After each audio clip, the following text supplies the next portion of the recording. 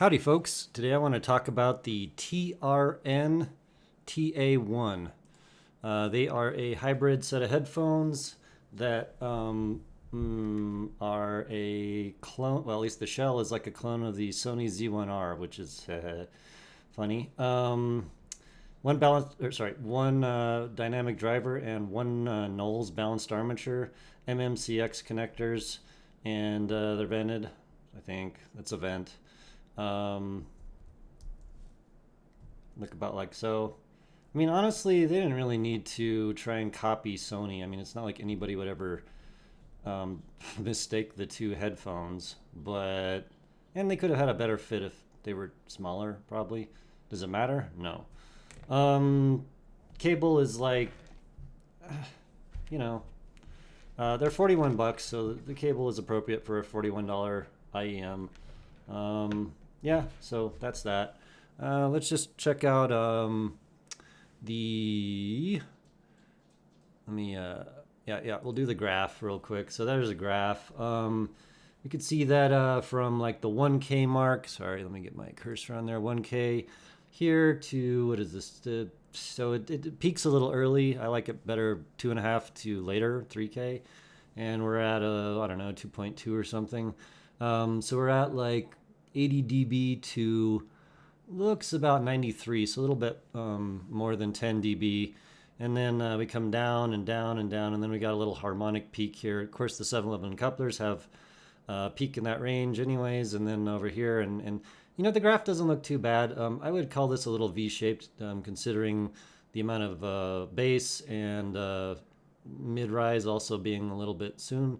But there's a graph, so you guys can check that out. Yeah, 41 bucks. And let's just look at my chart here. So that's this line here. Magic wow factor 6.5 out of 10. Not great. Accuracy 6 out of 10. Also not great. Wideness 7 out of 10. I'm not even going to go into this that much because there's not a whole lot to say. It's just, you know, not great. Wideness, it's probably one of its better metrics. It's decently wide. It doesn't give you a very narrow focus. 3D is about a 7 out of 10. It's okay. I mean, you know, the fact that it doesn't, say on the graph, go from 5K to 7K, that's a nice dip there, and it does give you a little relief in terms of mids and lets your ear hear a little more soundstage. Dang it, I just lost my line. Where are we here? Let's see. There we go. And then imaging, about 7 out of 10. Not bad, not wonderful. Volume scaling is going to be a 6 out of 10. I don't really know why. That something hits me in the wrong way as soon as I start turning them up. And I can't turn them up that loud before it's just like, nope. 6 out of 10 volume scaling. Bass is going to be a 7.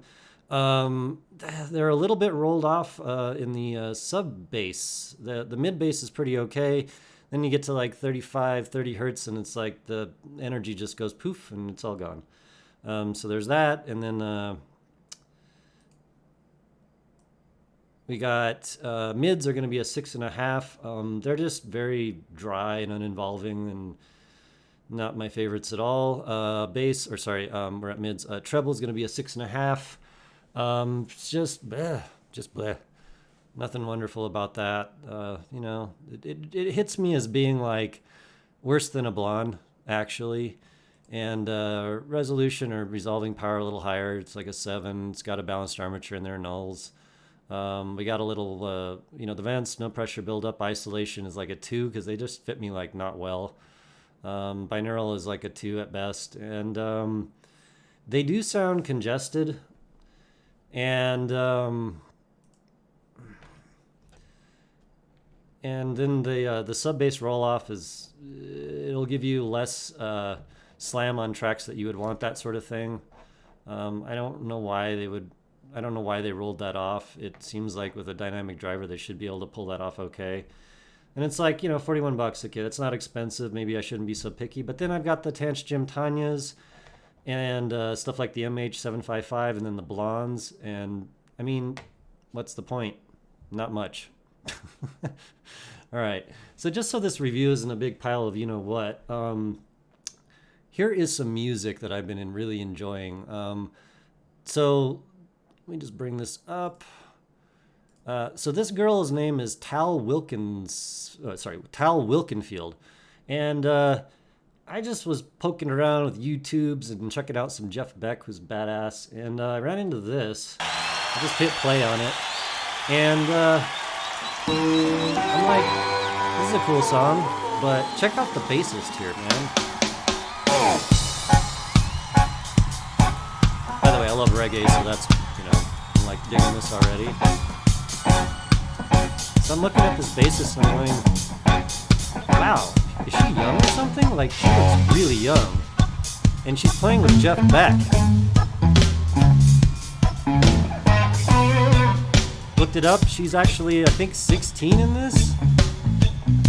Damn. Damn.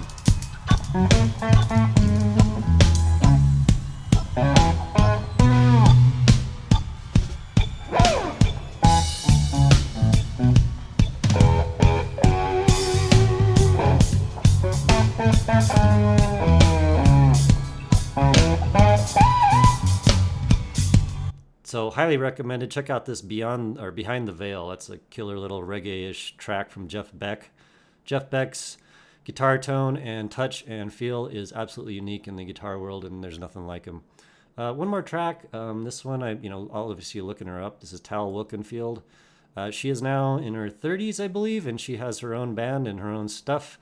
Also, just thought I'd mention this, but she plays with has played with just about every major band out there going back in time. It's kind of amazing in a sense. Anyway, killer song. I don't know. Check out this chick. She's awesome. Right on. Have a great day, folks. I'll see you on the next one.